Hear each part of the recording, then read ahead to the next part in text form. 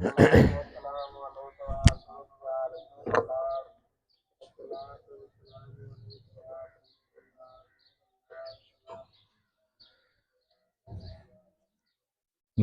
ونصلي ونسلم على رسوله النبي الكريم اما بعد فاعوذ بالله من الشيطان الرجيم بسم الله الرحمن الرحيم قال الله تبارك وتعالى في القرآن المجيد يا أيها الناس اتقوا ربكم الذي خلقكم من نفس واحدة وخلق منها زوجها وبث منهما رجالا كثيرا ونساء واتقوا الله الذي تساءلون به والأرحام إن الله كان عليكم رقيبا صدق اللہ العظیم۔ قابل صد احترام علماء کرام، مشائخ اعظام، معزز مہمانان گرامی، قائدین تحریک منہاج القرآن، اور آج کی اس درس عرفان القرآن کی نشست میں جلوہ افروز جملہ خواتین و حضرات، اللہ رب العزت کا لاکھ لاکھ شکر ہے کہ جس نے اپنی توفیق خاص اور حضور نبی اکرم صلی اللہ علیہ وآلہ وسلم کے نالین مبارک کے تصدق سے ہمیں رمضان المبارک کی ان پرنور ساعتوں میں بصیر پور کی سرزمین پر ان 5 روزہ دروس عرفان القرآن کی نشستوں کے انعقاد کی توفیق بخشی،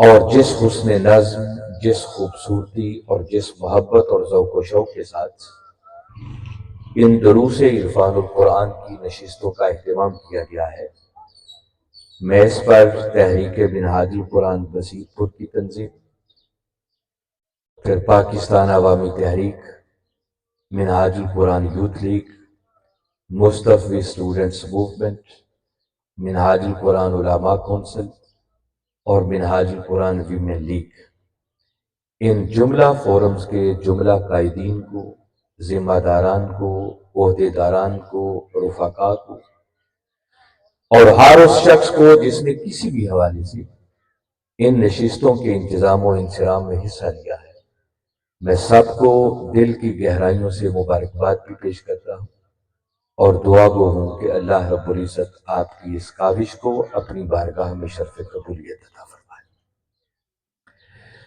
5 روزہ دروس عرفان القرآن کی ان نشستوں میں سے آج یہ ہماری دوسری نشست ہے۔ کل پہلی نشست تھی جس میں محترم علامہ فیاض بشیر قادری صاحب نے غصہ، ڈپریشن اور اس کا علاج، اس موضوع پر یقیناً بڑی ایمان افروز گفتگو فرمائی۔ آج کی اس دوسری نشست کا ہمارا عنوان وہ ہے اسلام میں عورت کا مقام اور کردار۔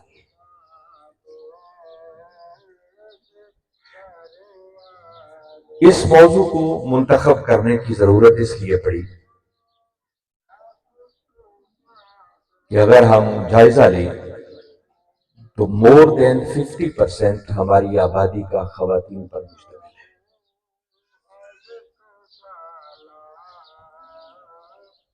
مگر افسوس کی بات یہ ہے کہ ہر دور کے اندر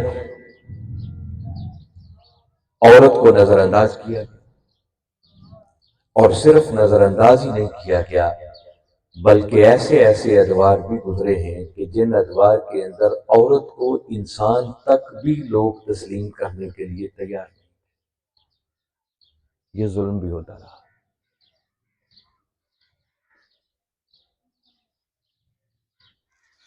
عورتوں کی سرے عام نیلامی ہوتی، مارکیٹ میں عورتوں کو فروخت کر دیا جاتا، والد فوت ہو جاتا تو بیٹا والدہ کے ساتھ نکاح کر لیتا، عورت کو ایک مشترکہ پراپرٹی اور جائیداد سمجھا جاتا تھا، اور اسلام سے پہلے زمانہ جاہلیت کے اندر اس بات سے آپ واقف ہیں، ایسے بد نصیب لوگ تھے کہ اگر کسی کے گھر بیٹی پیدا ہو جاتی تو وہ اسے زندہ درگور کر دیتا۔ یہ کبھی رسم بھی موجود تھی۔ اور آج کے اس ترقی یافتہ دور کے اندر بھی اگر ہم دیکھیں تو اس جاہلیت کے کچھ نہ کچھ جراثیم آج بھی موجود ہیں۔ آج جتنی خوشی ہمیں بیٹے کے پیدا ہونے پر ہوتی ہے، شاید اتنی خوشی بیٹی کے پیدا ہونے پر نہیں۔ بیٹی کے پیدا ہونے پر ناگواری کا اظہار کیا جاتا ہے، اس کو ایک آر سمجھا جاتا ہے۔ اور پاکستان کے اندر اب بھی ایسے علاقے مبنی پر جہالت موجود ہیں کہ جہاں عورت کو پاؤں کی جوتی سمجھا جاتا ہے، اس کی حیثیت ہی کوئی نہیں۔ پھر دوسری طرف اگر ایک اور پہلو دیکھیں تو بدقسمتی یہ ہے کہ جس عورت کے پردے کا ہم تقاضا کرتے ہیں، اسی عورت کو ہم مردوں نے بازار کی تشہیر بنا کر رکھ دیا۔ ہماری کوئی ایڈورٹائزمنٹ، کوئی تشہیر اس وقت تک مکمل ہی نہیں ہوتی جب تک کہ اس کے ساتھ کسی عورت کی نیم اور یا تصویر نہیں لگا دی جاتی۔ آپ سوشل میڈیا اور ٹی وی پر چلنے والے اشتہارات کو دیکھیں، بڑی بڑی ہولڈنگز کمپنیز کی طرف سے لگی ہوتی اور عورتوں کی نیم اور یا تصویریں اس پر لگائی جاتی۔ اور دوسری طرف عورت ہے، ابھی یہ 8 مارچ یہ خواتین کا عالمی دن منایا جاتا ہے۔ پوری دنیا کے اندر عورتیں سڑکوں پر نکلتی ہیں، اپنی حقوق کی بات کرتی ہیں، اور پاکستان میں بھی آپ یہ باز گشت سنتے رہے ہیں کہ عورتوں نے سڑکوں پر نکل کر احتجاج کیا اور ان کا نعرہ یہ تھا کہ میرا جسم اور میری مرضی، میں جو چاہوں کروں، کوئی مجھے روکنے والا کون ہوتا ہے۔ تو گویا عورت کے حوالے سے ہم آج بھی بڑا افراط و تفریط کا شکار ہیں۔ اس لیے ہم نے ضروری سمجھا کہ جہاں ان 5 روزہ دروس عرفان القرآن کی نشستوں کے اندر ہم دیگر موضوعات پر بات کریں گے، وہاں ایک موضوع یہ بھی ہونا چاہیے کہ ہم قرآن اور حدیث کی روشنی میں اس بات کو سمجھنے کی کوشش کریں کہ اسلام میں عورت کا مقام کیا ہے، تاکہ اس کے مقام کو سمجھ کر عورت کی قدر و منزلت کرنے والے بنے، اور پھر عورتیں اپنے اس مقام کو سمجھ کر اپنے کردار کو سمجھیں اور اس کردار کو ادا کر کے دنیا اور آخرت میں اپنی کامیابی کا سامان کرنے کی کوشش کریں۔ حاضرین مکرم، آج کی اس نشست میں پہلی بات جو میں آپ احباب کے نوٹس پہ لانا چاہ رہا ہوں اور جس کو اپنے من کی تختیوں پر لکھنے کی ضرورت ہے، وہ یہ کہ یاد رکھیں بحیثیت انسان اللہ نے مرد اور عورت میں کوئی فرق نہیں رکھا ہے۔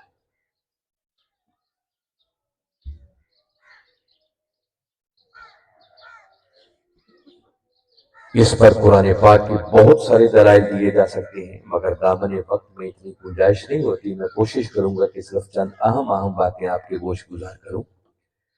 میں نے جہاں سے آج موضوع کا آغاز کیا ہے اور جو آیت کریمہ عنوان گفتگو کے طور پر تلاوت کی ہے، یہ قرآن پاک کی 4تھی سورت ہے، اور اس سورت کا نام ہی سورہ نساء ہے۔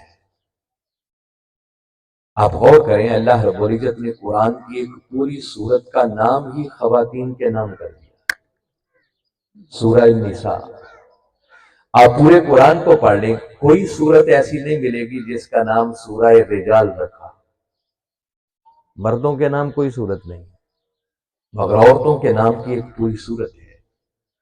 اور اسی سورہ مبارکہ کی میں نے پہلی آیت کریمہ تلاوت کرنے کا شرف حاصل کیا ہے، جس میں باری تعالیٰ نے بات یوں شروع کی، فرمایا یا ایھا الناس، اے انسانوں، اتقوا ربکم الذی خلقکم من نفس واحدہ، فرمایا اے انسانوں، اپنے اس رب سے ڈرو جس نے تم سب کو ایک جان سے پیدا کیا ہے، نفس واحدہ سے پیدا کیا۔ آیت کریمہ لمبی ہے، میں اس کی تفصیل میں بھی نہیں جاتا، بس یہیں رک کر 2 باتوں کی طرف متوجہ کرنا چاہ رہا ہوں کہ ذرا سوچیں اور غور کر کے مجھے بتائیں کہ جب باری تعالیٰ نے یہ فرمایا یا ایھا الناس، اے انسانوں، تو جب انسانوں کہہ کر باری تعالیٰ نے بات کی تو کیا خیال ہے، انسانوں سے مراد صرف مرد ہیں یا اس میں عورتیں بھی شامل ہیں؟ جی شامل ہیں۔ تو باری تعالیٰ نے مردوں اور عورتوں کو اکٹھا ایک ہی لفظ سے خطاب کیا، یا ایھا الناس، اے انسان۔ تو ایک ہی کلمے سے خطاب کر کے باری تعالیٰ نے اس بات کا اعلان کر دیا کہ انسان ہونے کے ناطے مرد اور عورت میں کوئی فرق نہیں ہے۔ جس طرح مردوں کا تعلق طبقہ انسانی سے ہے، اسی طرح عورتوں کا تعلق بھی اسی طبقہ انسانی سے ہے۔ پھر اسی آیت کریمہ میں باری تعالیٰ نے فرمایا، اتقوا ربکم الذی خلقکم من نفس واحدہ، فرمایا اے انسانوں اپنے اس رب سے ڈرو جس نے تمہیں ایک جان سے پیدا کیا۔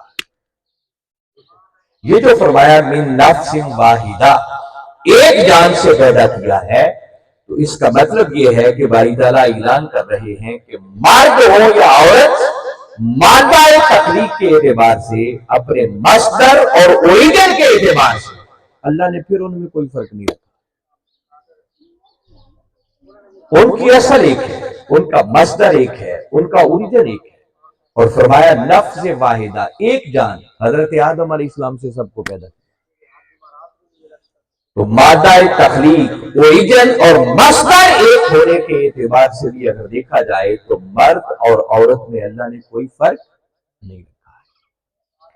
پھر معروف کلمات ہیں قرآن پاک میں، باری تعالیٰ نے ارشاد فرمایا، وَلَقَدْ كَرَّمْنَا بَنِي آدم، کہ ہم نے آدم علیہ السلام کی اولاد کو تکریم بخشی، عزت بخشی، بزرگی کا تاج ہم نے آدم کی اولاد کے سر پر رکھا۔ تو میں پھر آپ احباب سے پوچھنا چاہتا ہوں کہ جب بنی آدم کہا، آدم علیہ السلام کی اولاد، تو کیا اس سے مراد فقط مرد ہیں یا اس میں عورتیں بھی شامل ہیں؟ عورتیں بھی شامل ہیں۔ اس کا مطلب کہ اس عزت اور تکریم کے اعتبار سے بھی اللہ نے مردوں اور عورتوں میں کوئی فرق نہیں رکھا ہے۔ جس طرح یہ عزت اور بزرگی کا تاج باری تعالیٰ نے مردوں کے سر پر سجایا ہے، یہی فضیلت اور بزرگی کا تاج اللہ نے عورتوں کے سر پر بھی سجایا۔ سورہ 3 کے معروف کلمات ہیں، باری تعالیٰ نے ارشاد فرمایا، لَقَدْ خَلَقْنَا الْإِنسَانَ فِي أَحْسَنِ تَقْوِيمٍ، کہ بے شک ہم نے انسان کو احسن تقویم، اشرف المخلوقات بنایا۔ تو یہ جو فرمایا لَقَدْ خَلَقْنَا الْإِنسَانَ، یہ جو انسان کا لفظ آیا ہے، اس انسان کے اندر مرد بھی شامل ہیں اور اس میں عورتیں بھی شامل ہیں۔ اگر مردوں کو اللہ نے اشرف المخلوقات بنایا ہے تو اسی طرح عورتوں کو بھی انسان ہونے کے ناطے اس نے اشرف المخلوقات بنایا۔ اس اعتبار سے بھی اللہ نے مردوں اور عورتوں میں کوئی فرق نہیں رکھا۔ کوئی سمجھے کہ چونکہ ہم مرد ہیں تو ہمارا مقام، ہماری عزت، ہماری شان اللہ کے ہاں کوئی زیادہ ہے، اور عورتوں کی شان اس وجہ سے کم ہے کہ وہ عورتیں ہیں، تو یہ تصور مبنی پر جہالت ہوگا۔ قرآن اس کی کوئی گنجائش نہیں رکھتا۔ کبھی سورہ حجرات، قرآن پاک کا 49واں سورہ ہے، اس کو پڑھیں، باری تعالیٰ نے وہاں پھر ارشاد فرمایا، یا ایھا الناس، اے انسانوں، انا خلقناکم من ذکر و انثی، فرمایا اے انسانوں بے شک ہم نے تمہیں ایک مرد اور ایک عورت سے پیدا کیا، تمہاری ماں اور تمہارا باپ ایک ہے۔ اور آگے فرمایا وَجَعَلْنَاكُمْ شُعُوبًا وَقَبَائِلَ لِتَعَارَفُوا، اور یہ جو ہم نے تمہاری ذاتیں، برادریاں، قبیلے بنائے ہیں، فرمایا ان کے اندر برتری کا کوئی معیار نہیں۔ تو افضل کون ہے، اللہ کے ہاں عزت والا کون ہے؟ فرمایا ذاتوں برادریوں کے اندر مرد اور عورت ہونے کے اندر کوئی فضیلت کا معیار نہیں ہے۔ تو فضیلت کا معیار کیا ہے؟ فرمایا ان اکرمکم عند اللہ اتقاکم، فرمایا تم میں سے زیادہ عزت والا، بزرگی والا، شان والا، مرتبہ والا وہ ہے جو تم میں سے زیادہ متقی اور پرہیزگار۔ گویا اللہ کے ہاں فضیلت کا معیار، بزرگی کا معیار وہ مرد یا عورت ہونا نہیں ہے، بلکہ اللہ رب العزت نے فضیلت اور برتری کا معیار تقوی کو بنایا ہے۔ اگر مرد تقوی میں آگے نکل جائے اس کی شان اللہ کے ہاں زیادہ ہے، اور اگر عورت مردوں سے آگے تقوی میں نکل جائے تو عورت ہو کر اس کا مقام مردوں سے بھی زیادہ ہو۔ تو مرد اور عورت ہونے میں اللہ رب العزت نے کو فضیلت کا معیار نہیں رکھا، بلکہ فضیلت کا معیار اللہ رب العزت نے تقوی کو بنایا۔ یہ چند بڑی بنیادی باتیں میں آپ کو بتا رہا ہوں تاکہ پہلا کنسپٹ ہمارا کلیئر ہو کہ یہ جو عورت کو انسان سمجھنے کے لیے بھی تیار نہیں ہے اور اس کو کم تر مخلوق سمجھتے ہیں، تو اس بات کو اپنے نہا خانہ دل میں اتار لیں کہ انسان ہونے کے ناطے اللہ نے مرد اور عورت میں کوئی فرق نہیں رکھا۔ کوئی سمجھے کہ شاید ہم مرد ہیں تو ہم کوئی نیک عمل کریں گے تو اللہ ہمیں زیادہ اجر عطا کرے گا، اور عورت وہی کام کرے گی تو اس کو کم اجر ملے گا۔ اس کی بھی کوئی گنجائش قرآن پاک کے اندر نہیں۔ بہت سارے مقامات ہیں، میں صرف ان میں سے بھی ایک مقام آپ کے گوش گزار کرتا ہوں، یہی سورہ نساء، اور اس سورہ نساء کی آیت نمبر 124 کو کبھی پڑھیں۔ باری تعالیٰ نے ارشاد فرمایا وَمَن يَعْمَلْ مِنَ الصَّالِحَاتِ مِن ذَكَرٍ أَوْ أُنثىٰ، فرمایا تم میں سے جو کوئی بھی نیک اعمال کرے، من ذکر او انثیٰ، بھلے سے وہ مرد ہو یا عورت ہو، کوئی تخصیص نہیں، شرط ایک ہے وَهُوَ مُؤْمِنٌ کہ وہ صاحب ایمان ہو۔ ایمان لانے کے بعد فرمایا مرد ہو یا عورت اس سے کوئی فرق نہیں پڑتا، جو کوئی بھی نیک اعمال کرے گا فَأُولَٰئِكَ يَدْخُلُونَ الْجَنَّةَ، تو فرمایا یہی نیک اعمال کرنے والے وہ لوگ ہوں گے جو جنت میں داخل ہو جائیں گے۔ وَلَا يُظْلَمُونَ النَّكِيرَ، اور کوئی تل برابر بھی ان پر ظلم نہیں کیا جائے گا۔ تو نیک عمل مرد کرے یا عورت، اللہ نے سب کے لیے جنت کا دروازہ کھولا۔ حتیٰ کہ آپ کو ایک ایسا ایمان افروز قرآن پاک کا مقام سنانا چاہ رہا ہوں کہ یہ تصور کم از کم بڑا نکھر کے آپ کے سامنے آ جائے گا کہ اللہ رب العزت نے مردوں اور عورتوں کا کس طرح ایک ہی مقام پر پیرلل ذکر کیا ہے۔ جہاں مردوں کی بات کی، ساتھ ہی باری تعالیٰ نے عورتوں کی بھی بات کی، اور سب کے لیے اجر عظیم اور مغفرت کا وعدہ، بخشش کا وعدہ کیا۔ یہ سورہ احزاب ہے، قرآن پاک کا 33واں سورہ ہے، اور اس کی آیت نمبر 35 ہے۔ بڑا ایمان افروز مقام ہے۔ باری تعالیٰ نے ارشاد فرمایا ان المسلمین والمسلمات، فرمایا بے شک مسلمان مرد اور مسلمان عورتیں، دیکھیں دونوں کا اکٹھا ذکر کیا۔ آگے فرمایا والمؤمنین والمؤمنات، ایمان والے مرد اور ایمان والی عورتیں، والقانتین والقانتات، فرمانبرداری کرنے والے مرد اور فرمانبرداری کرنے والی عورتیں، والصادقین والصادقات، صدق والے مرد اور صدق والی عورتیں، والصابرین والصابرات، صبر کرنے والے مرد اور صبر کرنے والی عورتیں، والخاشعین والخاشعات، عاجزی اختیار کرنے والے مرد اور عاجزی اختیار کرنے والی عورتیں، والمتصدقین والمتصدقات، صدقہ کرنے والے مرد اور صدقہ کرنے والی عورتیں، والصائمین والصائمات، روزہ رکھنے والے مرد اور روزہ رکھنے والی عورتیں،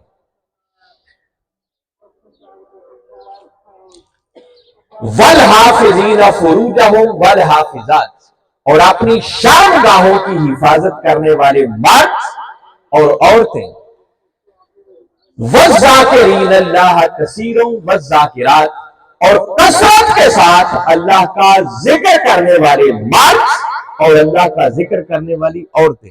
اب دیکھیں ہر جگہ باری تعالیٰ نے اکٹھا ذکر کیا، اور آگے باری تعالیٰ نے جب اس آیت کا ایڈ کیا تو فرمایا اعد اللہ لہ مغفرۃ و اجر عظیم، فرمایا ان خوبیوں کے حامل خواہ مرد ہو یا عورت ہو، ان سب کے لیے اللہ نے مغفرت بھی تیار کر رکھی ہے اور اجر عظیم بھی تیار کر رکھی ہے۔ اللہ نے نہیں فرمایا کہ قیامت والے دن مغفرت صرف مردوں کو ملے گی، عورتوں کو نہیں ملے گی، اجر صرف مردوں کو دیا جائے گا، عورتوں کو نہیں دیا جائے گا، بلکہ قرآن نے ہر کیٹیگری کے اندر پیرالل متوازی مردوں اور عورتوں کا ذکر کر کے یہ بتا دیا کہ کوئی مرد ہو یا عورت اگر ان خوبیوں کا حامل ہے تو اللہ رب العزت کے ہاں ان کو اجر عظیم بھی ملے گا، اور اللہ نے ایسے لوگوں کے لیے مغفرت اور بخشش بھی تیار کر دی۔ حاضرین مکرم، اگر عورت کے مقام و مرتبہ کا اندازہ کرنا ہو تو میں پھر ایک بات کہہ رہا ہوں کہ عورت کے مقام کا اس بات سے اندازہ کریں کہ اللہ رب العزت نے قرآن کی ایک پوری سورت کا نام ہی اپنی ایک نیک بندی حضرت مریم علیہ السلام کے نام پر رکھا ہے، اور اس سورت کا نام ہے سورہ مریم۔ آپ قرآن پاک کا مطالعہ کریں، آپ کو کسی مرد کے نام پر کوئی سورت نہیں ملے، ملتی ہے مگر وہ انبیاء کرام علیہ السلام۔ سورہ محمد ملے گی، سورہ ابراہیم ہے، سورہ نوح ہے، سورہ ہود ہے، سورہ یونس ہے، سورہ یوسف ہے، مگر یہ جتنی صورتیں ہیں انبیاء کے ناموں پر ہیں۔ انبیاء کو چھوڑ کر عام کسی مرد، نیک مرد مومن اور صالح کے نام پر کوئی صورت نہیں ملے گی۔ اگر اللہ نے کسی صورت کا نام کسی انسان کے نام پر رکھا ہے تو وہ مرد نہیں ہے بلکہ عورت ہے، اور وہ حضرت مریم علیہ السلام کے نام پر اللہ نے صورت کا نام رکھا۔ عورتوں کے مقام و مرتبہ کا اندازہ اس بات سے بھی لگائیں کہ تاجدار کائنات صلی اللہ علیہ وسلم پر جب وحی نازل ہوئی تو غار حرا میں وحی کے نزول کے بعد میرے آقا صلی اللہ علیہ وسلم نے جس ہستی سے سب سے پہلے اس وحی کے نزول کا ذکر کیا وہ کو مرد نہیں تھا، ایک عورت تھی، اور وہ ام المومنین حضرت خدیجہ الکبریٰ رضی اللہ تعالیٰ۔ آپ بالعموم سنتے ہیں کہ سیدنا ابو بکر صدیق رضی اللہ تعالیٰ عنہ سب سے پہلے ایمان لائے، کبھی سنتے ہیں مولا کائنات علی شیر خدا رضی اللہ تعالیٰ عنہ سب سے پہلے ایمان لائے، کبھی ام المومنین حضرت خدیجہ الکبریٰ رضی اللہ تعالیٰ عنہ کا نام سنتے ہیں، وہ سب سے پہلے ایمان لائے۔ یقیناً یہ سب لوگ سب سے پہلے ایمان لائے، مگر فرق یہ ہے کہ سیدنا صدیق اکبر رضی اللہ تعالیٰ عنہ مردوں میں سے سب سے پہلے ایمان لائے، علی شیر خدا رضی اللہ تعالیٰ عنہ بچوں میں سے سب سے پہلے ایمان لائے، خواتین میں سے ام المومنین حضرت خدیجہ الکبریٰ رضی اللہ تعالیٰ عنہ سب سے پہلے ایمان لائے۔ اگر ان ٹوٹل اگر اوورآل دیکھا جائے، جائزہ لیا جائے تو سب مردوں اور عورتوں میں سب سے پہلے جس ہستی کو ایمان لانے کا شرف ملا وہ ام المومنین حضرت خدیجہ الکبریٰ رضی اللہ تعالیٰ۔ باقی سب کو ایمان کی دولت بعد میں ملی، سب سے پہلے جس کو ایمان کی دولت سے مشرف ہونے کا شرف ملا وہ ام المومنین حضرت خدیجہ الکبریٰ رضی اللہ تعالیٰ۔ ام المومنین حضرت عائشہ صدیقہ رضی اللہ تعالیٰ عنہ یہ وہ بلند پایا ہستی ہیں کہ تنہا ایک خاتون اور عورت کو میرے آقا صلی اللہ علیہ وسلم نے آدھا دین ڈکلیئر کیا۔ اتنی تعلیمات صرف ان کے ذریعے امت تک پہنچی۔ 8000 کے لگ بھگ صحابہ کرام ان کے شاگرد ہیں جنہوں نے ان سے آگے روایت کیا۔ 1535 کے لگ بھگ خواتین ہیں جو محدث ہیں جنہوں نے احادیث روایت کی ہیں۔ وقت کے بڑے بڑے امام بھی ان کے شاگرد رہے ہیں، ان سے روایت کرتے ہیں۔ ام المومنین حضرت خدیجہ الکبریٰ رضی اللہ تعالیٰ، سیدہ کائنات فاطمہ الزہرا سلام اللہ علیہ، ام ایمن، ام شریف رضی اللہ تعالیٰ عنہما، یہ وہ خوش نصیب خواتین ہیں کہ جن کی زندگی کے اندر میرے آقا نے ان کو جنت کی بشارت عطا کر۔ ام حسان، فاطمہ نیشابوری، رابعہ بصری، مریم بصریہ اور حضرت رابعہ بصری، یہ وہ خواتین ہیں کہ جن کا شمار اولیاء کبار، بڑے بڑے عظیم اولیاء کرام عورتیں ان مناصب پر فائز رہیں۔ اس کا مطلب کہ اللہ رب العزت نے عورت کو بھی بڑا اونچا مقام عطا کیا، اور بنیادی بات جو میں نے پہلے نمبر پر بتائی ہے، جس کو ملحوظ خاطر رکھنے کی ضرورت ہے، کہ انسان ہونے کے ناطے اللہ رب العزت نے مرد اور عورت میں کوئی فرق نہیں رکھا ہے۔ اس بنیادی اور تمہیدی گفتگو کے بعد اگر مزید ہم دیکھیں تو عورت کو اللہ رب العزت نے 4 بڑے بڑے روپ اور کردار ادا کیے۔ عورت کا ایک روپ بیٹی کی شکل میں ہے، عورت کا دوسرا روپ ایک بہن کی شکل میں ہے، عورت کا تیسرا روپ ایک بیوی کی شکل میں ہے، اور عورت کا چوتھا روپ ایک ماں کی شکل میں ہے۔ ان چاروں اعتبارات سے دیکھا جائے تو اسلام نے پھر عورت کو وہ بلند اور اونچا مقام عطا کیا ہے کہ دنیا کا کوئی معاشرہ اور سوسائٹی، کوئی مذہب آج تک عورت کو اتنا اونچا مقام عطا ہی نہیں کر سکا۔ سب سے پہلے اگر بیٹی کے اعتبار سے دیکھا جائے تو آپ کبھی چشم تصور میں لائیں کہ اسلام سے پہلے زمانہ جاہلیت کے اندر، جیسے میں نے ابھی پہلے بھی اشارتاً ذکر کیا، کہ یہ کبھی رسم پائی جاتی تھی کہ لوگ بیٹیوں کو زندہ درگور کر دیتے تھے۔ بیٹی کی پیدائش کو ناگوار سمجھا جاتا تھا، اور یہ میں کوئی اپنی کہی ہوئی بات نہیں کر رہا، بلکہ اللہ رب العزت نے اس بات کا خود قرآن میں ذکر کیا۔ سورہ نحل کو کبھی پڑھیں، قرآن پاک کا 16واں سورہ ہے، اور اس کی آیت نمبر 58 اور 59۔ باری تعالیٰ نے ارشاد فرمایا وَإِذَا بُشِّرَ أَحَدُهُم بِالْأُنثىٰ، فرمایا ان میں سے جب کسی کو اس بات کی خبر سنائی جاتی کہ اس کے گھر بیٹی پیدا ہو گئی ہے تو کیا ہوتا؟ ظَلَّ وَجْهُهُ مُسْوَدًّا، تو یہ خبر سنتے ہی اس کے چہرے پر سیاہی چھا جاتی،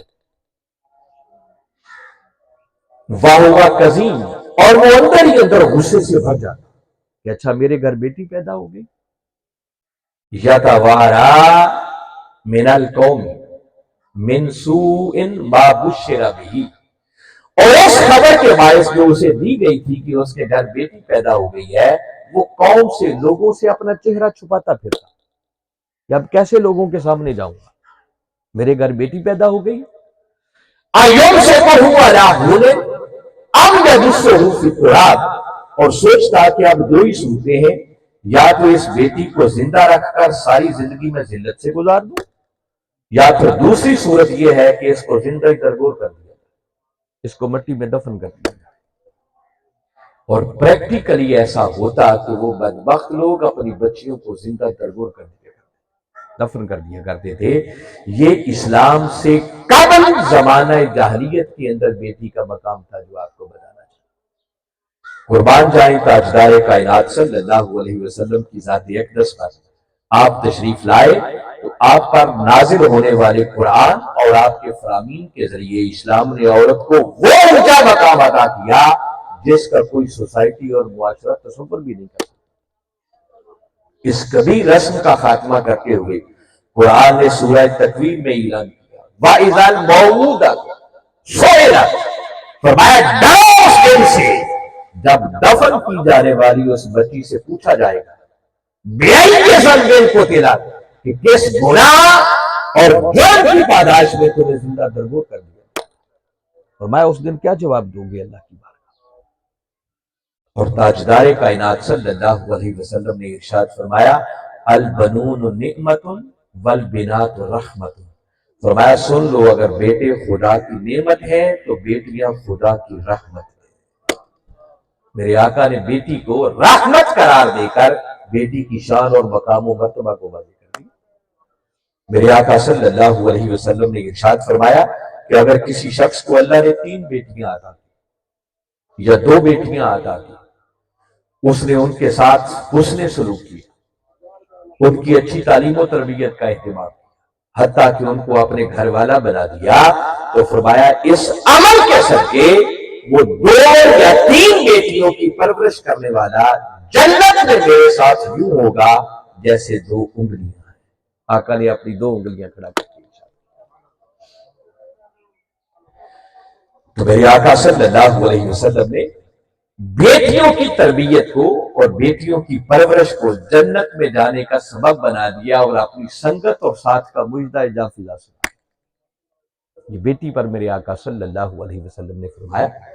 आप सुनते हैं ना, आप जैसे वो मैंने कुरान का जिक्र किया तो वो दौर तो गुजर गया, मगर हम अपने गिरेबानों में झांक कर देखें तो सच्ची बात है कि उस कभी रस्म के जरासीम आज भी हमारे अंदर पाए जाते हैं।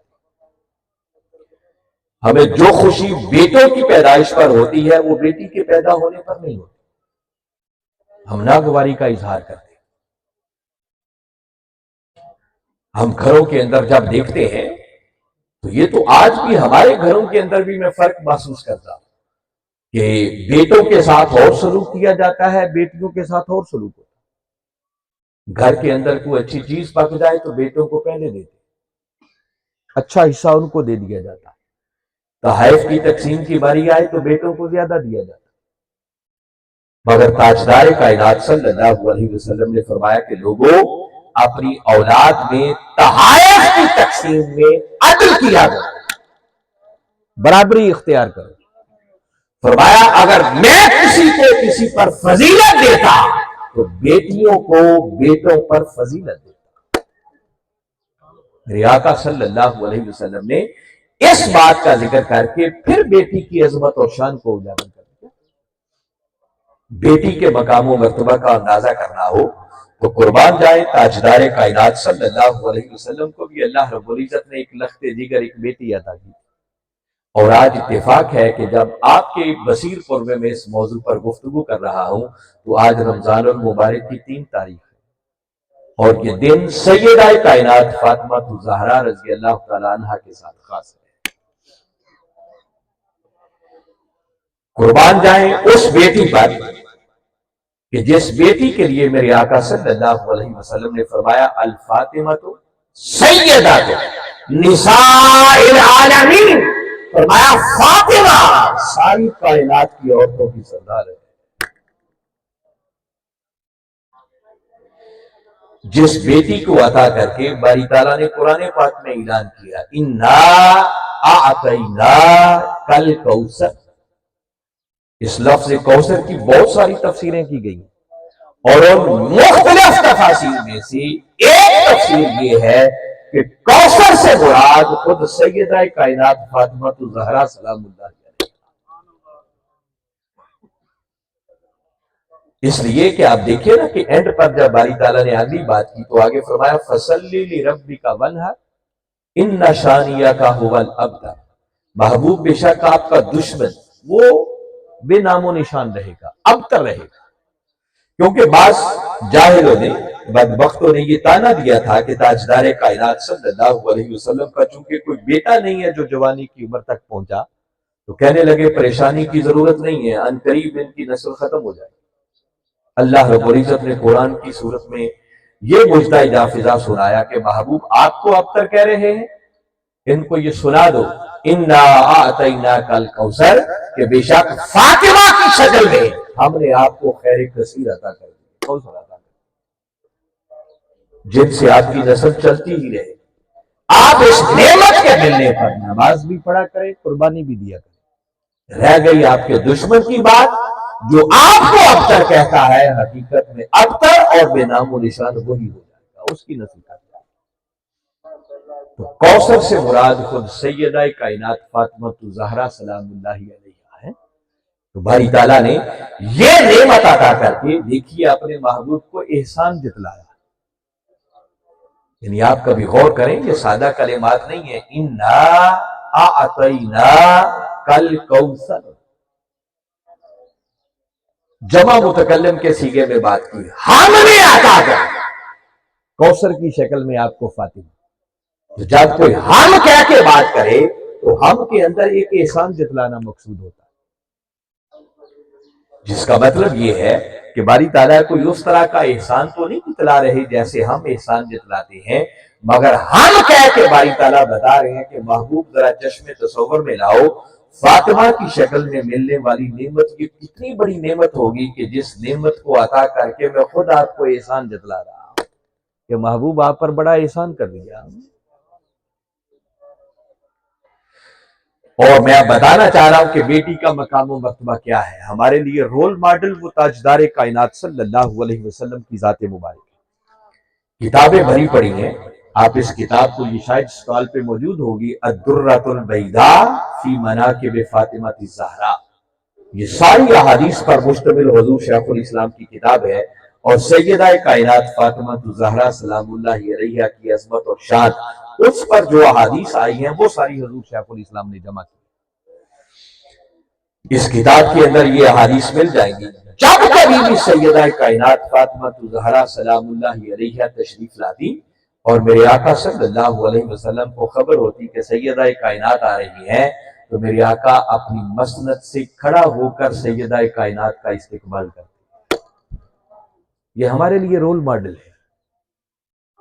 میرے آقا ہمیں سکھانا چاہ رہے ہیں کہ بیٹیوں کے ساتھ کیسے پیش آیا جاتا ہے. میرے آقا مرحبا کہہ کر اپنی بیٹی کا استقبال کرتے. جب پاس آتی تو ان کے ہاتھوں پر میرے آقا شفقتاً بوسہ دیتے، اور سیدہ کائنات سلام اللہ علیہا کو میرے آقا خود اپنی مسند پر بٹھا دیا کرتے.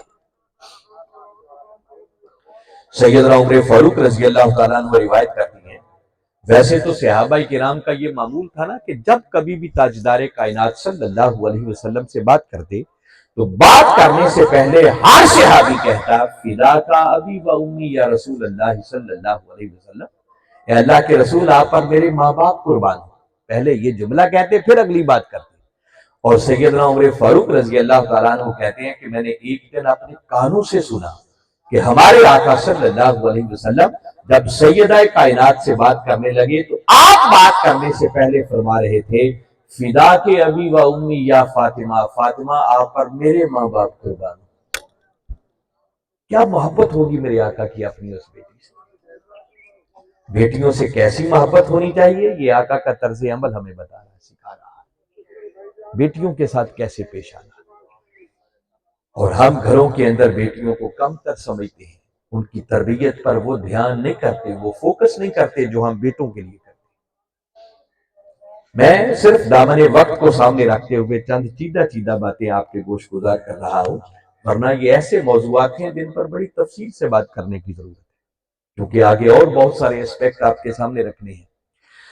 تو تاہم اگر غور کیا جائے قرآن پر اور تاجدار کائنات صلی اللہ علیہ وسلم کے فرامین پر، تو بیٹی کی شکل میں جو مقام عورت کو اسلام نے عطا کیا ہے کسی اور سوسائٹی اور معاشرے کے اندر اس کا تصور بھی نہیں کیا جا سکتا.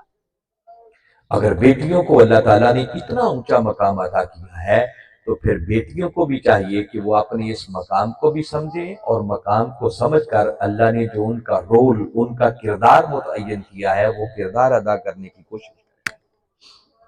بیٹیوں کے لیے پہلا حکم تو یقیناً باری تعالیٰ نے قرآن پاک میں بار بار فرمایا ہے وَبِالْوَالِدَيْنِ إِحْسَانًا، اپنے والدین کے ساتھ احسان کے عمل سے پیش آنا. آپ سورہ بنی اسرائیل کو پڑھیں، باری تعالیٰ نے فرمایا وَقَضَىٰ رَبُّكَ أَلَّا تَعْبُدُوا إِلَّا إِيَّاهُ وَبِالْوَالِدَيْنِ إِحْسَانًا. فرمایا بندے تیرے رب نے قطعی طور پر یہ فیصلہ کر لیا. یہ قضا کا لفظ یہ میں خاص اس کا ترجمہ کر رہا ہوں، ایسا فیصلہ کہ جس فیصلے پر نظر ثانی کی بھی گنجائش ہی نہیں. فرمایا قطعی فیصلہ کر. کیا فیصلہ کیا؟ فرمایا اس فیصلے کے دو پہلو ہیں. ایک فیصلہ تو اللہ نے یہ کر دیا ہے وَقَضَىٰ رَبُّكَ أَلَّا تَعْبُدُوا إِلَّا إِيَّاهُ، کہ اللہ کے سوا کسی اور کی عبادت نہیں ہو.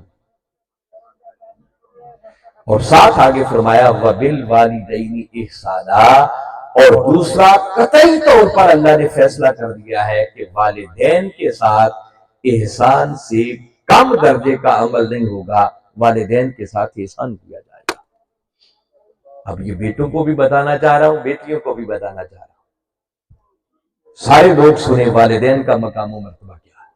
فرمایا قطعی فیصلہ کر دیا گیا.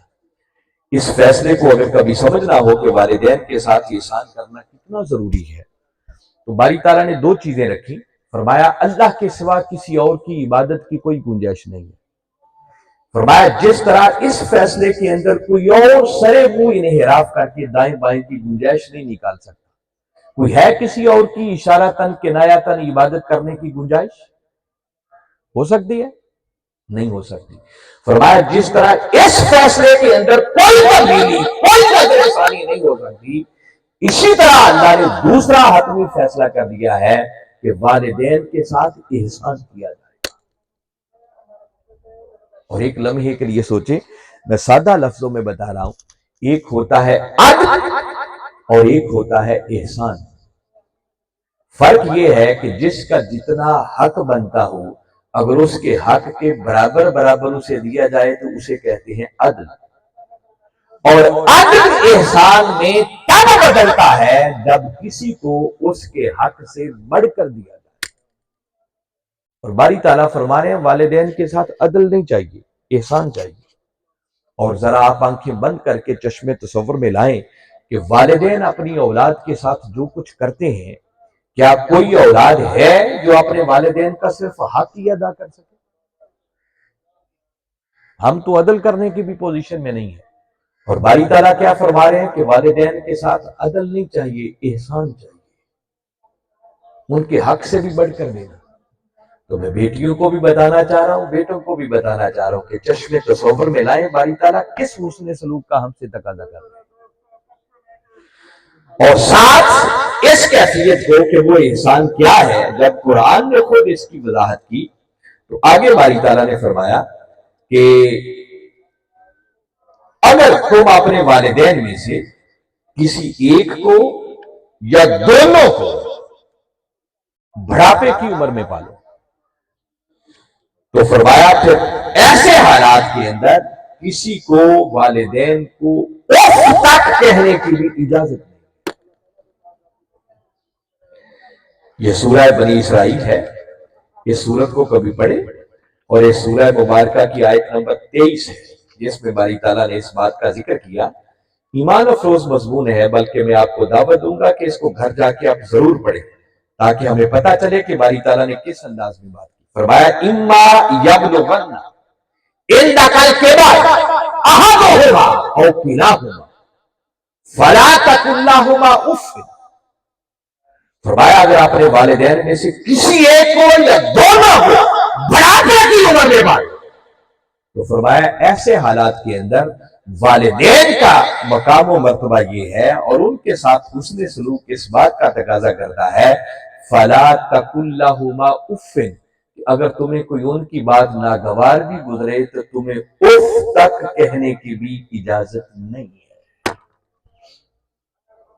बात चूंकि बेटियों की हो रही है तो मैं बेटियों को बताना चाह रहा हूं, बेटे भी सुने, मर्द भी सुने, औरतें भी सुने।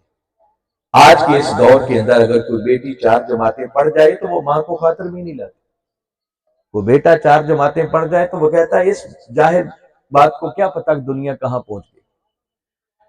औलाद जिन बुलंदियों पर भी चले जाए वो वालिदैन के कदमों की खाक के बराबर भी नहीं। इसलिए बेटियां हों या बेटे, वो जन्नत में जाना चाहते हैं तो वालिदैन की खिदमत किए बगैर इसका कोई तसव्वुर नहीं। और देखिए बारी ताला ने यहां जोर दिया कि अगर दोनों में किसी एक को या दोनों को बुढ़ापे की उम्र में पाओ, साथ जोर दिया बुढ़ापे की उम्र। क्यों? क्योंकि ये उम्र ऐसी होती है कि जहां हर कदम पर वो वालिदैन ऐसी बातें करेंगे, ऐसे अमाल करेंगे जो तुम्हें नागवार गुजरे। जब बुढ़ापे की उम्र को पहुंच जाए तो मुमकिन है माजूर हो जाए, वो उठ ना सके, बैठ ना सके, चल फिर ना सके, खा ना सके, पी ना सके, उनको रफ़ा हाजत के लिए भी तुम्हें लेके जाना पड़े, उनकी सफाई भी करना पड़े। और ऐसे हालात के अंदर लामुहाला तौर पर इंसान की फितरत है, आप किसी को आप टॉयलेट में, वॉशरूम में उसको सफाई के लिए लेके जा रहे तो बंदे को घिन आती है, बंदे की चेहरे की कैफियत बदलती है। और मुफस्सिरीन ने ये जो लिखा है ना, कहने की इजाजत नहीं है, उसका तर्जुमा उन्होंने किया है कि किसी को ऊ कहने की भी इजाजत नहीं। देखो ना, बंदा किसी को सफाई के लिए वॉशरूम में लेके जाए इस उम्र में तो बंदे को दिक्कत होती है, परेशानी होती है, नागवारी होती है, लामुहाला उसके मुंह से ऐसी कलिमात निकलती है। खबरदार अगर ऐसे बुढ़ापे की उम्र में भी तुम्हें पालो, ये सब कुछ भी करना पड़े तो खबरदार تمہیں زبان سے اس تک ہوں کہنے کی بھی اجازت نہیں۔ اگر بیٹیوں کو اللہ نے اتنا اونچا مقام عطا کیا ہے تو ان کو پھر والدین کے ساتھ بھی اس حسن سلوک کے ساتھ پیش آنا۔ وَلَا تَنْهَرْهُمَا، ہمارا خبردار کبھی اپنے والدین کو جھڑکنا نہیں۔ وَقُلْ لَهُمَا قَوْلًا كَرِيمًا، ہمیشہ والدین سے جب بات کریں تو تمہاری زبان سے ایسا لفظ نکلے، ایسا جملہ نکلے جس سے ان کی عزت اور تکریم جلے۔ وَاخْفِضْ لَهُمَا جَنَاحَ الذُّلِّ مِنَ الرَّحْمَةِ، ہر وقت والدین کے لیے اپنی عاجزی کے پر پھیلائے رکھیں، بازو پھیلائے رکھیں، جھکے رہیں، سراپا عزت و انکسار بنے رہیں۔ وَقُلْ رَبِّ ارْحَمْهُمَا كَمَا رَبَّيَانِي صَغِيرًا، ساری زندگی یوں سراپا ادب بنے رہے اور پھر ہاتھ اٹھا کر مولا کی بارگاہ میں دعا کرتے رہے کہ مولا میں تو یہی کچھ کر سکتا تھا، احسان تو بڑی دور کی بات ہے، یہ تو شاید عدل بھی نہ بن سکے، اب تیری بارگاہ میں دعا کرتا ہوں کہ مولا تو میرے والدین پر رحم فرما جس طرح انہوں نے بچپن میں مجھ پر رحم فرمایا۔ بیٹیوں کو والدین کے ساتھ بھی اسی محبت، اسی اطاعت، اسی شفقت کے ساتھ پیش آنا ہوگا۔ جب ان کو ضرورت پڑے تو پھر بیٹیاں یا بیٹے پھر اولاد والدین کو بھول نہیں جائیں۔ اس کردار کو اگر دیکھنا ہو تو کبھی سیدہ کائنات فاطمہ الزہرا سلام اللہ علیہا کو دیکھیں، وہ بھی اپنے بابا سے اسی طرح محبت کرتے، میرے آقا تشریف لاتے وہ کھڑی ہو کر استقبال کرتے، اہلاً و سہلاً کہتے، مرحبا کہہ کے استقبال کرتی، اپنے بابا کے ہاتھوں پر بوسہ دیتی اور اپنی مسند پر بٹھا دیا۔ ایک معروف بات آپ نے سنی ہوگی، میں بیٹی کے لیے خاص طور پر بتا رہا ہوں، آپ نے ایک بات سنی ہوگی کہ تاجدار کائنات صلی اللہ علیہ وسلم کا جب وصال مبارک قریب آیا تو آپ نے اپنی لخت جگر سیدہ کائنات فاطمہ الزہرا سلام اللہ علیہا کو بلایا اور بلا کر ان کے کانوں میں ایک بات کہی۔ اس بات کو سنا تو سیدہ کائنات رو دی۔ آپ نے پھر ان کے کان میں دوسری کوئی بات ارشاد فرمائی، اس بات کو سننا تھا کہ آپ مسکرانے لگے۔ بعد میں کسی نے پوچھا کہ سیدہ کائنات آپ پہلے روئی کیوں اور بعد میں مسکرائی کیوں؟ تو آپ اس کی ریزن بتاتی ہیں کہ روئی اس لیے تھی کہ میرے بابا نے مجھے اپنی جدائی کی خبر دی کہ فاطمہ میں اس دنیا سے پردہ کرنے والا، اور باپ کی بابا کی جدائی کی خبر سنی تو اس دکھ کی وجہ سے مجھے رونا آ گیا۔ تو پوچھا پھر مسکرائی کیوں؟ فرمایا مسکرائی اس لیے کہ میرے بابا نے دوسری خبر مجھے یہ دی کہ فاطمہ میرے بعد سب سے پہلے جو مجھ سے آ کر ملے گا وہ کوئی اور نہیں، فاطمہ وہ تو ہوگی۔ تو باپ کی ملاقات اور وصال کی خبر سنی تو سن کے خوش ہو گئے۔ یہاں سے جو بیٹیوں کے لیے کردار بتا رہا ہوں کہ اچھی والدین کی فرمانبردار اور وفا سے آن بیٹی وہ ہے جو روئے تو والدین کی جدائی ہے اور خوش ہو تو والدین کی ملاقات پر ہو۔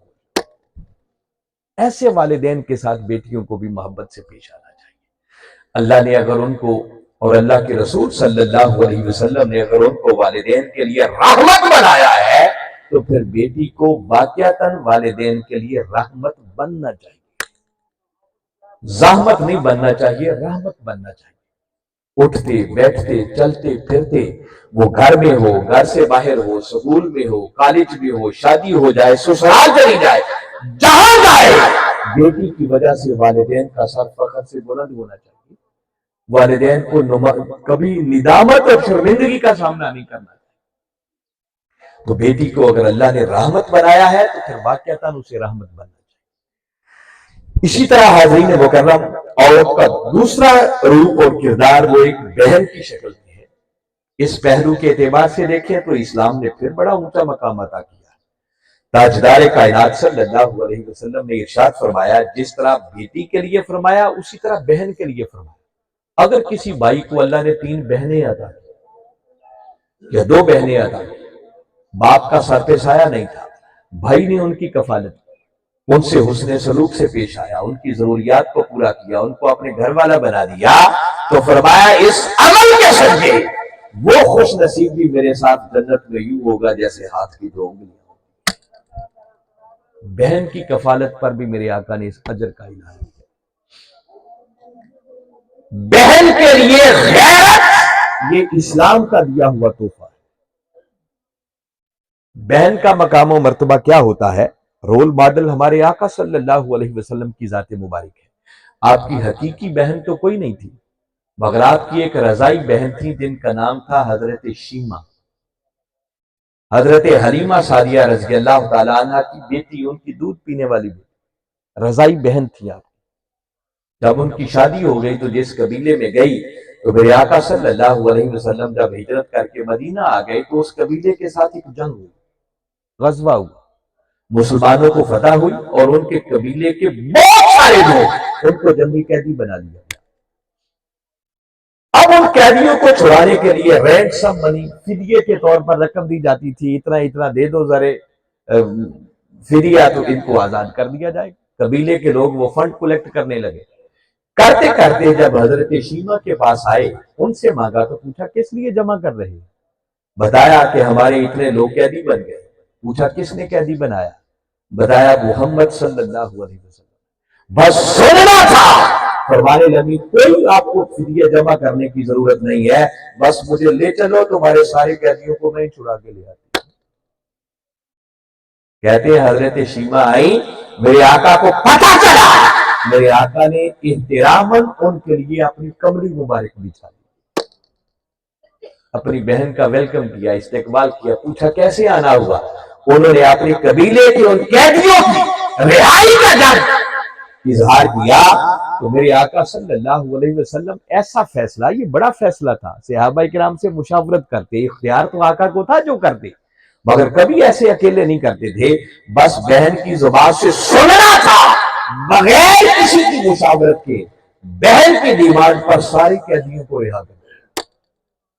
اور بہن کو جب روانہ کیا تو کئی اونٹ ساز و سامان اور تحائف کے لاد کر اس بہن کو روانہ کیا۔ میرے آقا نے اپنے اس عمل سے بتایا ہے کہ اسلام کے اندر بہن کا مقام و مرتبہ کیا ہوتا ہے، اور ہم اپنے گریبانوں میں جان کر دیکھیں کہ دینا تو بڑی دور کی بات ہے، اللہ اور اس کے رسول صلی اللہ علیہ وسلم نے باپ کی چھوڑی ہوئی جائیداد کے اندر جو ان کا حق رکھا ہے، ہم وہ وراثت بھی ان کو دینے کے لیے تیار نہیں۔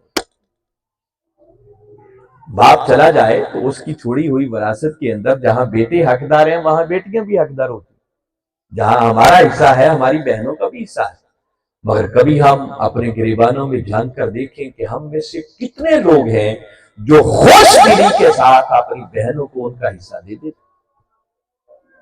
کوئی دینے کو تیار ہی نہیں ہے۔ اور اگر بہن غریب ہو، ضرورت مند ہو، وہ خود آ کر کبھی مانگ لے کہ اللہ اور اس کی رسول نے میرا حصہ بھی رکھا ہے، مجھے ضرورت ہے، تو بہن مانگ کے دیکھے، بھائی ساری زندگی بلانا چھوڑ دو، یہ ہمارا دین ہے۔ میں یہ چند بنیادی چیزیں بتا رہا ہوں کہ اسلام نے عورت کو مقام کیا عطا کیا اور ہماری ذمہ داری کیا بنتی۔ پھر بہنوں کو بھی صحیح معنوں میں اپنے بھائیوں کا وفادار بننا چاہیے، اپنا رول بھی پلے کرنا چاہیے۔ اور بہنیں کیسے کردار ادا کرتی ہیں، وہ بہن کا کردار اگر دیکھنا ہو تو میدان کربلا میں سیدہ زینب رضی اللہ تعالیٰ عنہ کا کردار،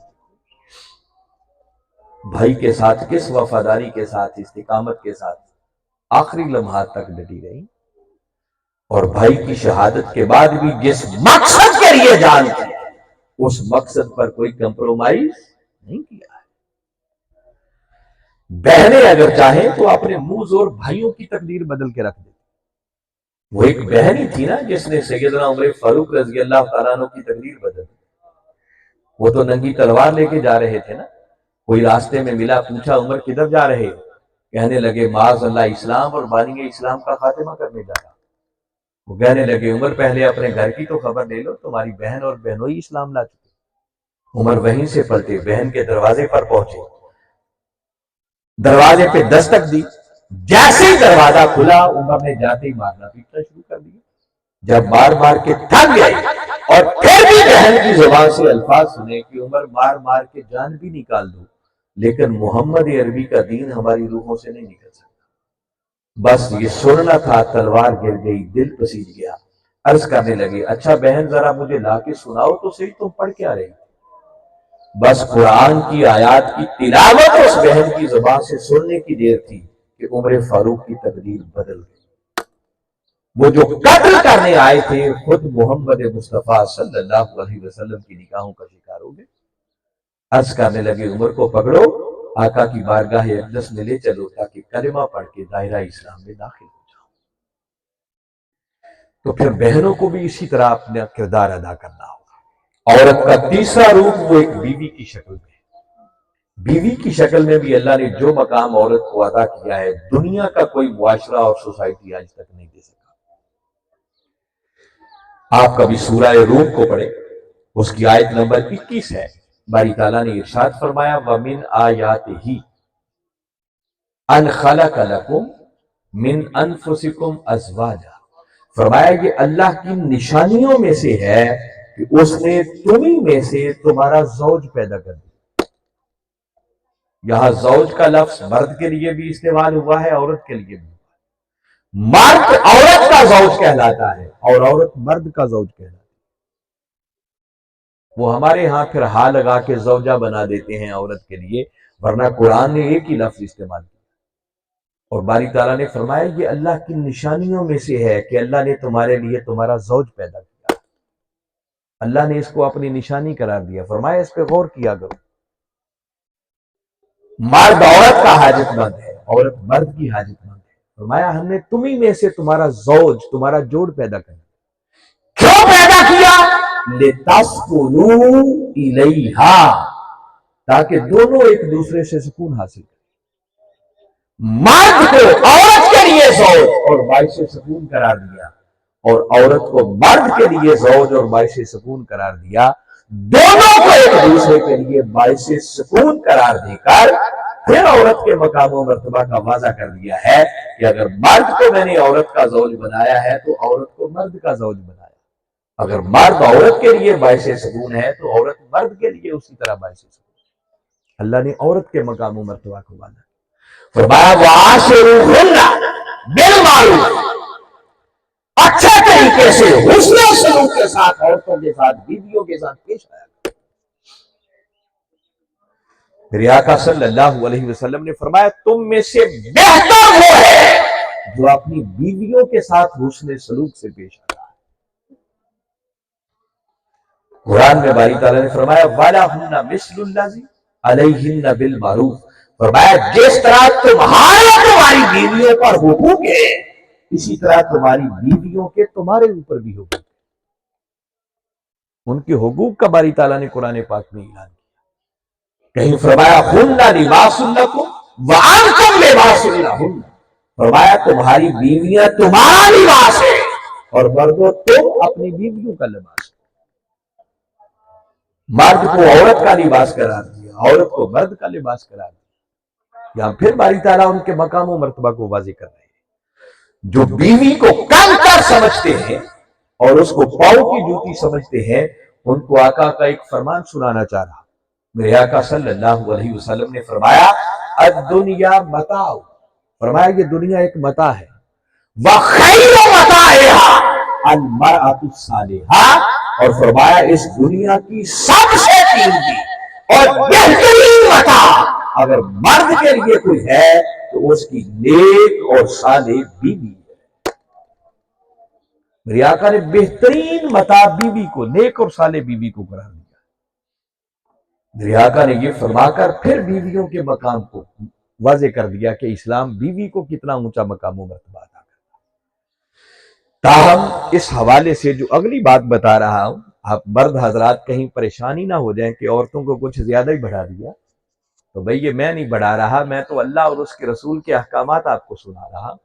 اب آپ کی فضیلت کی بات بھی کرتا ہوں جو قرآن میں اللہ تعالیٰ نے بیان کی، وہ بھی پتہ ہونا چاہیے، اور ہماری مائیں، ہماری بہنیں، ہماری بیٹیاں اس بات کو توجہ سے سنیں۔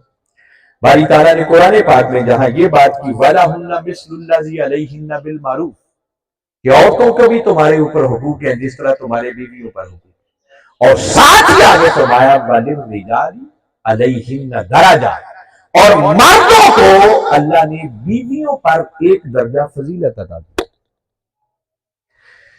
ایک بات اور سورہ النساء میں باری تعالیٰ نے، جو قرآن پاک کی چوتھی سورت ہے، اس کی آیت نمبر 34 کو کبھی پڑھے، اس مقام پر باری تعالیٰ نے پھر ارشاد فرمایا الرجال कव्वामूना अलल निसा, फरमाया हमने मर्दों को औरतों पर मुहाफिज बनाया है, कव्वाम बनाया है। ये मर्द की एक फजीलत है। ये फजीलत क्यों अदा की, इसको भी समझने की जरूरत है।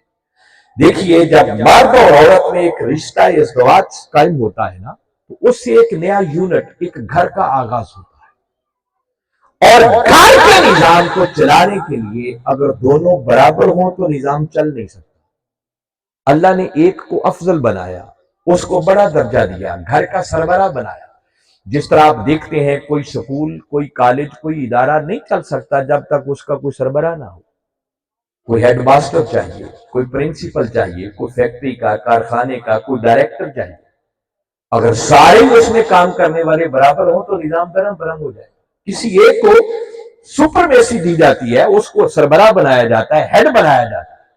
इसी तरह घर के बुनियादी यूनिट को चलाने के लिए मर्द और औरत में से अल्लाह ताला ने सरबराही का ये रोल मर्द को दिया है, ये औरत को नहीं। फरमाया अर्रिजालु कव्वामूना अलन निसा, हमने मर्दों को औरतों पर मुहाफिज बनाया है, सरबराह बनाया है। क्यों बनाया है, आगे उसकी दो रीजन बयान की। फरमाया बिमा फद्दलल्लाहु बादहुम अला बाद, तुम देखते नहीं हो कि हम बाजों को बाजों पर फजीलत देते हैं। तो हमने घर के निजाम को चलाने के लिए बीवी पर शौहर को फजीलत अता की। और दूसरा इस फजीलत का सबब बताया वबिमा अनफकू मिन अमवालिहिम, मर्द को ये सुपरदेसी, ये फजीलत, ये सरबराही इसलिए दी है कि हमने खर्च करने का पाबंद वो बीवी को नहीं बनाया, वो शौहर को बनाया।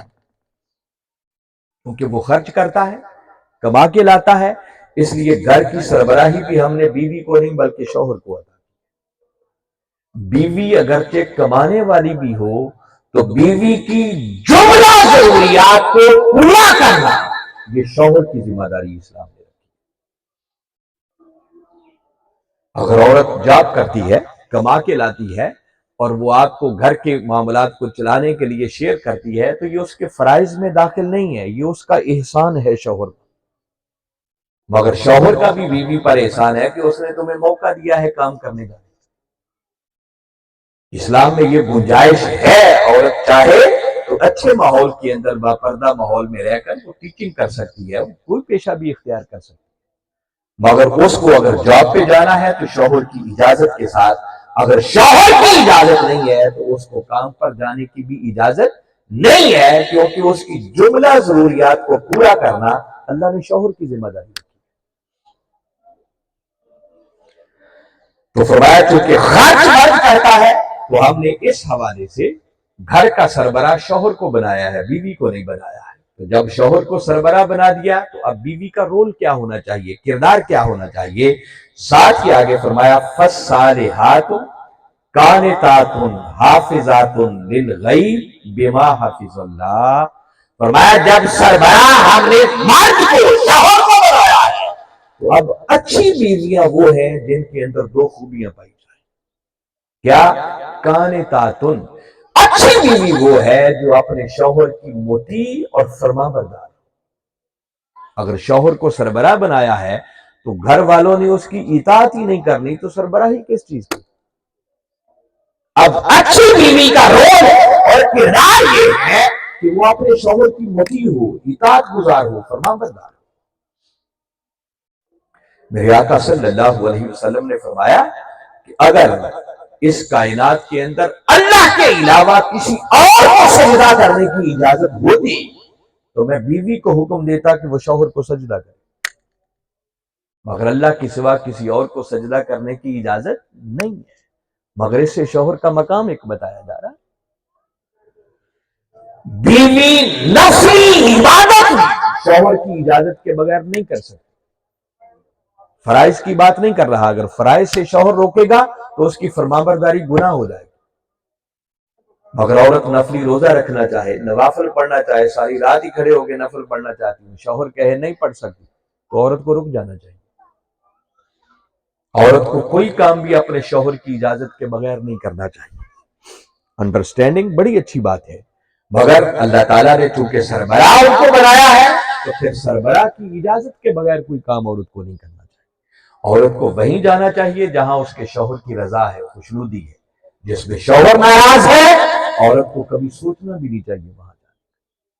मेरे आका सल्लल्लाहु अलैहि वसल्लम ने फरमाया, जो औरत इस हाल में दुनिया से रुखसत हुई कि उसका शौहर उससे राजी था, तो फरमाया उस औरत को जन्नत में जाने से रोक कोई नहीं सकता। ये अच्छी बीवी का किरदार है। मेरे आका सल्लल्लाहु अलैहि वसल्लम ने फरमाया, अगर शौहर ने बीवी को बुलाया और बीवी ने इनकार कर दिया तो ऐसी औरत पर सारी रात अल्लाह के मलाइका लानत भेजते। तो बीवियों को फिर अपना किरदार अदा करना होगा, अपना रोल प्ले करना होगा। और साथ आगे फरमाया, हाफिजातुन लिल गैब बिमा हाफिज़ल्लाह। और औरत का दूसरा किरदार ये है कि फिर उसको अपने शौहर की अदम मौजूदगी में उसकी मुहाफिजत करनी चाहिए। अल्लाह की हिफाजत में रहते हुए फिर वो शौहर की मुहाफिजत करे। वो मुहाफिजत क्या है? शौहर के नस्ब की हिफाजत करे, अपने तकवा और तहारत को कायम और बरकरार रखे। घर की हर चीज वो शौहर की तरफ से बीवी के लिए एक अमानत है।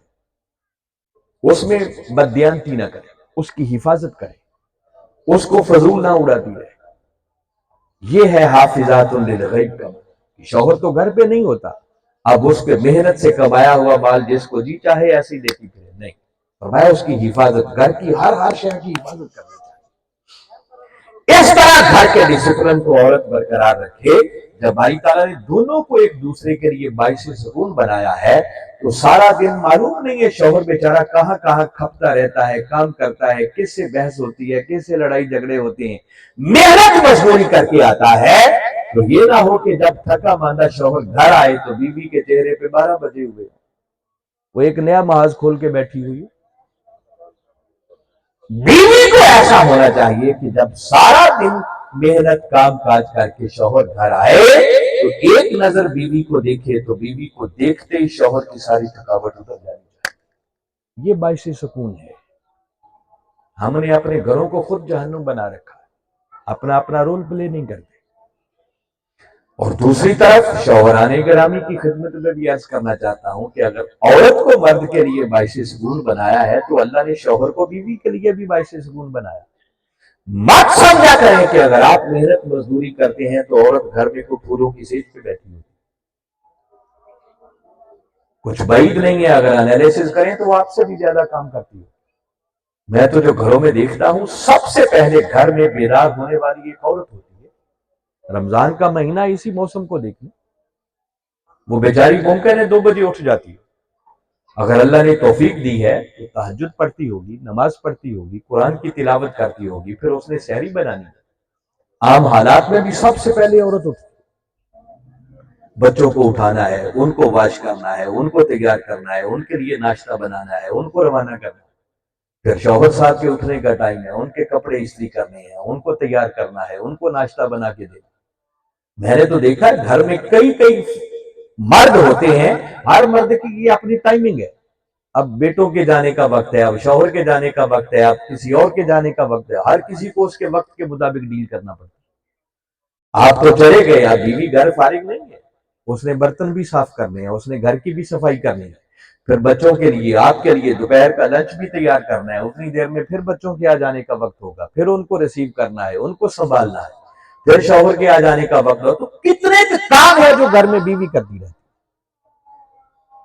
ऐसा नहीं होना चाहिए कि शाम को शौहर घर आए तो शौहर के चेहरे पे 12 बजे। शौहर साहब को भी ऐसा होना चाहिए कि बीवी देखे तो देखते ही उसकी भी थकावट दूर हो जानी चाहिए। इसलिए मैं कह रहा हूं कि शौहर हो या बीवी, हर किसी को अपना रोल प्ले करना होगा। अगर अपने अपने फराइज अदा करने वाले बन जाएं, अंडरस्टैंडिंग अपने अंदर कायम करें और एक दूसरे की हुकूक अदा करने वाले बन जाए, तो मैं बता रहा हूं आपका घर इसी दुनिया में जन्नत का माहौल पैदा करता है। किरदार हम अपने अदा नहीं करते, फिर रोना रोती हैं और रही सही कसम निकल जाती है। फिर जब हम तावीज गंदा के लिए जाली पीरों के पास, हामिलों के पास चले जाते हैं, तो वो रही सही कसर भी निकाल देता है और सत्यानाश कर देता है। کہیں جانے کی حاجت پیش نہیں آتی اگر ہر کوئی اپنی ذمہ داری کا احساس کرے۔ تو بیویوں کو اپنا کردار ادا کرنا ہوگا، شوہروں کو اپنا کردار ادا کرنا ہوگا۔ یہ بڑے تفصیلی مضامین ہیں مگر ہمارے پاس اتنا وقت نہیں ہوتا چونکہ ورکنگ ڈیز ہیں، آپ لوگوں نے کام پر بھی جانا ہوتا ہے۔ چوتھا کردار جو اللہ رب العزت نے عورت کو عطا کیا ہے وہ ایک ماں کی شکل میں، اور ماں کی شکل میں بھی عورت کو جو اللہ نے مقام عطا کیا ہے، دنیا کی کوئی سوسائٹی اور معاشرہ اور مذہب یہ مقام نہیں دے سکتا۔ میرے آقا صلی اللہ علیہ وسلم نے فرمایا الجنت تحت اقدام الامہات، فرمایا جنت ماؤں کے قدموں کے نیچے ہے۔ یہ اسلام نے ماں کو مقام عطا کیا۔ جہاں ماؤں کو فروخت کر دیا جاتا تھا، اندازہ کریں ماں کو کتنا اونچا مقام اللہ نے عطا کیا۔ احسان تو والدین میں سے دونوں کے ساتھ ہونا ہے، ماں کے ساتھ بھی باپ کے ساتھ بھی، مگر قرآن کو پڑھیں اور آقا کی احادیث کا مطالعہ کریں۔ میرے آقا نے ماں کا حق باپ سے بھی 3 گنا زیادہ رکھا۔ ایک صحابی میرے آقا صلی اللہ علیہ وسلم کی بارگاہ اقدس میں حاضر ہوئے، عرض کی آقا مجھ پر سب سے پہلا حق کس کا ہے؟ میرے آقا نے فرمایا امک، تیری ماں کا۔ اس نے پھر پوچھا ثم من، آقا اس کے بعد کس کا ہے؟ میرے آقا نے پھر فرمایا تیری ماں کا۔ اس نے پھر سوال کیا، میرے آقا نے تیسری بار فرمایا تیری ماں کا، اور چوتھی بار جا پوچھا تو چوتھی مرتبہ جا کر آقا نے فرمایا تیرے باپ کا۔ تو ماں کا حق اللہ تعالیٰ نے باپ سے بھی 3 گنا زیادہ رکھا ہے۔ یہ ماں کو حق دے کر اسلام نے ماں کا مقام و مرتبہ واضح کر دیا کہ بحیثیت ماں عورت کو اسلام کتنا اونچا مقام عطا کرتا ہے۔ اس لیے کہ ماں مشقت بھی زیادہ برداشت کرتی ہے، اس کا الگ قرآن پاک کی آیتوں میں ذکر آتا ہے۔ تو حاضرین مکرم، اگر ماؤں کو اتنا اونچا مقام اللہ نے عطا کیا ہے تو پھر ماؤں کو اپنا رول بھی ادا کرنا چاہیے، اپنا کردار بھی ادا کرنا چاہیے۔ جہاں میرے آقا صلی اللہ علیہ وسلم نے یہ فرمایا الجنت تحت اقدام الامہات، کہ جنت ماؤں کے قدموں کے نیچے ہے، یہ اولادوں سے خطاب ہے کہ اے اولادو تم جنت میں نہیں جا سکتے جب تک پہلے اپنی ماں کو راضی نہیں کر لیتے۔ جنت ماؤں کے قدموں کے نیچے رکھی۔ مگر اسی حدیث مبارکہ کا ایک دوسرا رخ بھی ہے سمجھنے کا۔ میرے آقا یہاں پر ماؤں سے خطاب کر رہے ہیں اور ماؤں سے خطاب کر کے فرما رہے ہیں کہ اے ماؤں تمہاری اولادوں کی جنت تمہارے قدموں کے نیچے ہے۔ کیسے؟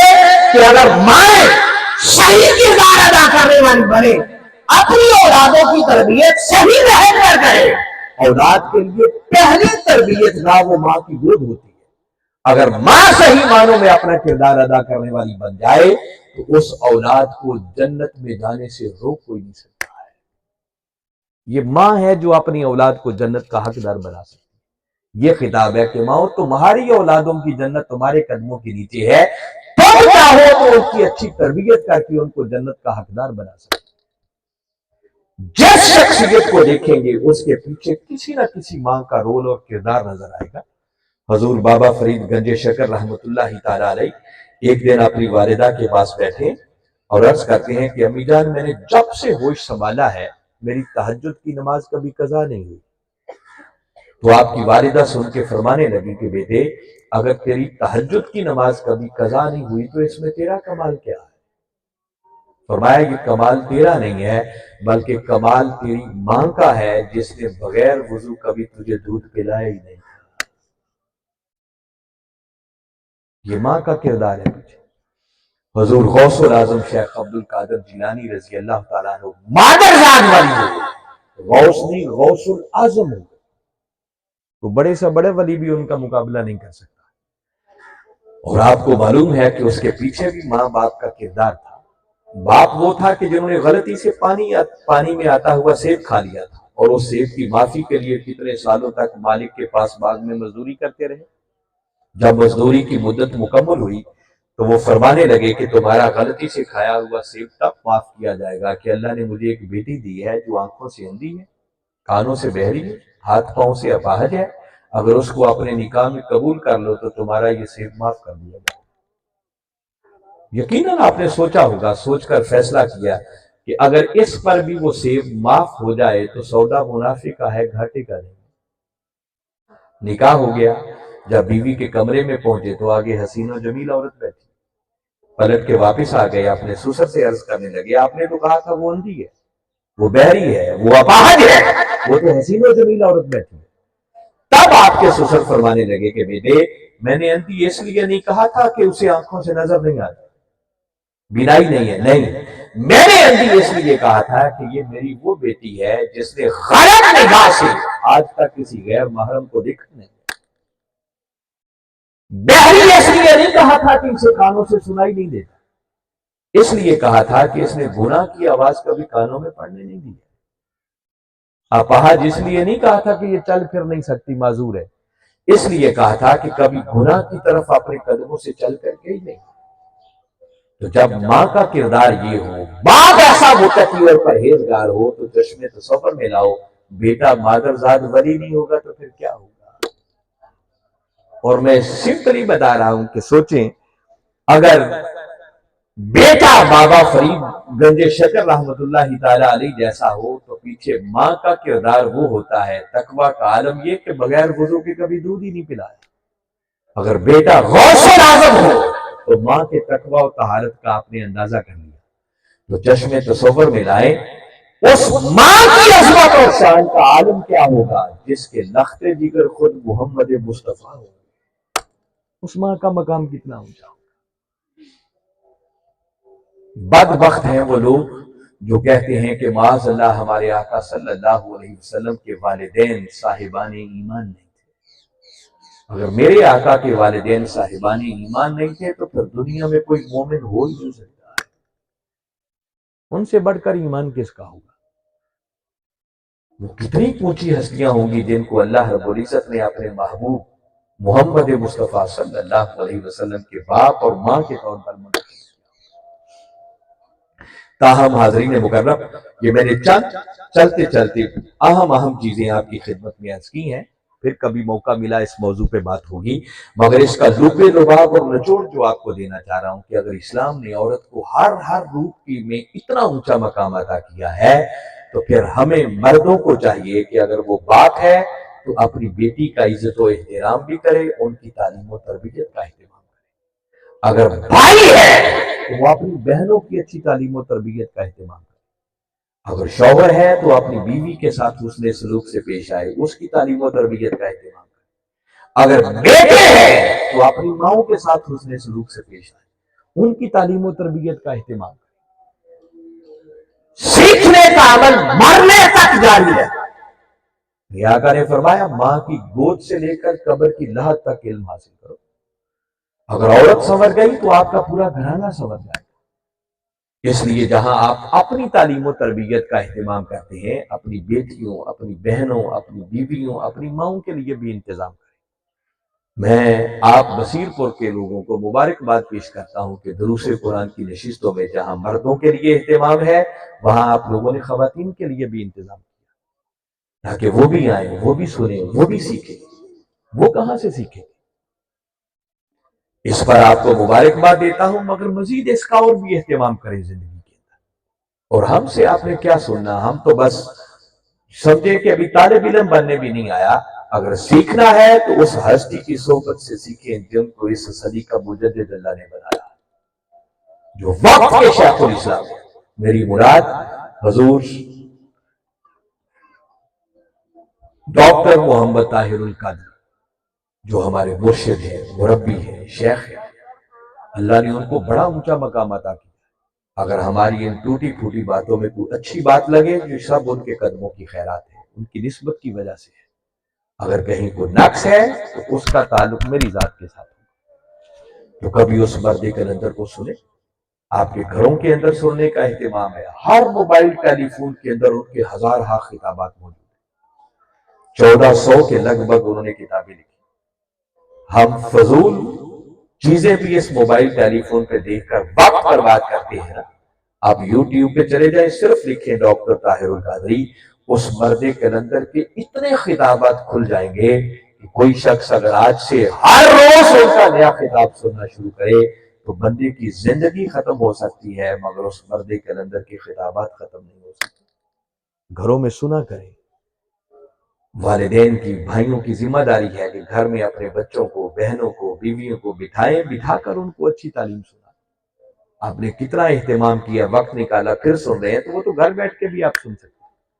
और सबसे बढ़कर रमजान के इस आखिरी अशरे में लाहौर मिनहाजुल कुरान के अंदर एक शहरी इतिकाफ बसता है, जिसमें दुनिया भर से लोग आकर इतिकाफ बैठते हैं, हजार की तादाद, मर्द भी आते हैं, खवातीन भी आते हैं।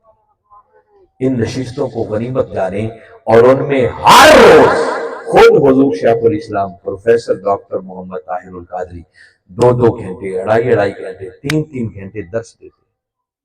उनके बेटों के लेक्चर्स होते हैं और बड़े बड़े स्कॉलर्स के उसमें लेक्चर्स हो रहे होते हैं। उस इतिकाफ की रजिस्ट्रेशन वैलेंटाइन करवाएं।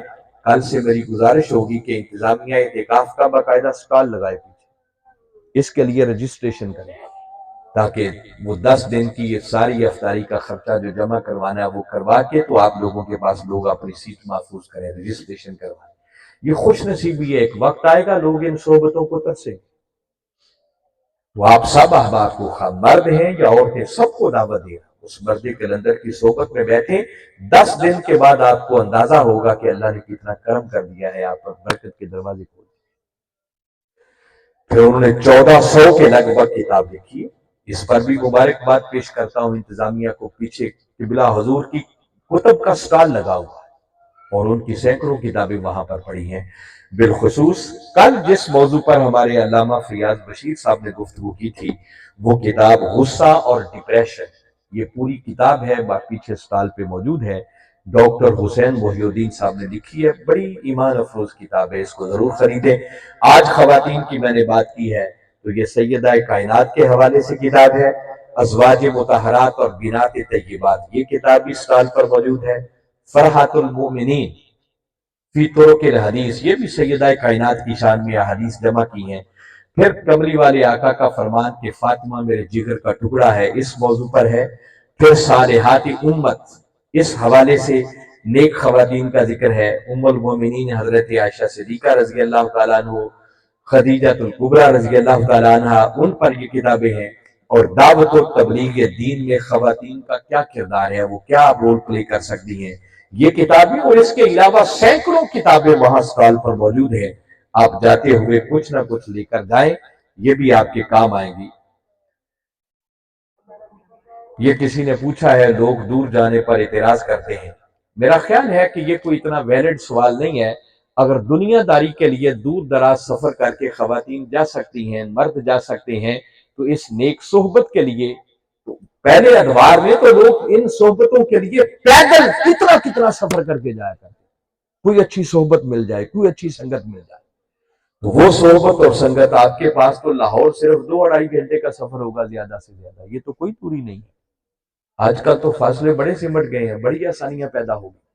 मैं बता रहा हूं, लोग कई कई सैकड़ों मील पैदल सफर करके अच्छी सोहबतों की तलाश में जाया करते, तो पता चलता फलां एक और सारे बुजुर्ग है, उसकी सोहबत में बैठे। सोहबतों के बगैर दुनिया नहीं बदलती है यार। तो ये डॉक्टर ताहिरुल कादरी की सोहबत और संगत को गनीमत जाने हमें मुयस्सर है।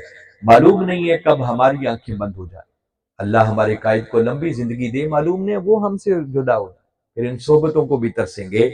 इन सोहबतों से फायदा उठाएं और अपनी दुनिया और आखिरत को बदलने का सामान करें।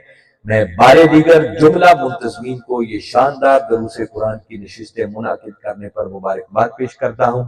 दुआ गो हूँ कि अल्लाह आपकी इस काविश को कबूल फरमाए। और आगे 3 नशिस्तें बाकी रह गई हैं। कल तीसरी नशिस्त में हमारे मोहतरम अल्लामा शाहिद इकबाल यूसुफी साहब, नौजवान स्कॉलर हैं, कल सुनेंगे, आपका ईमान ताजा हो जाएगा। और उनका मौजू भी बड़ा अहम है। कल उनका सब्जेक्ट है, आज की नौजवान नस्ल दीन से दूर क्यों।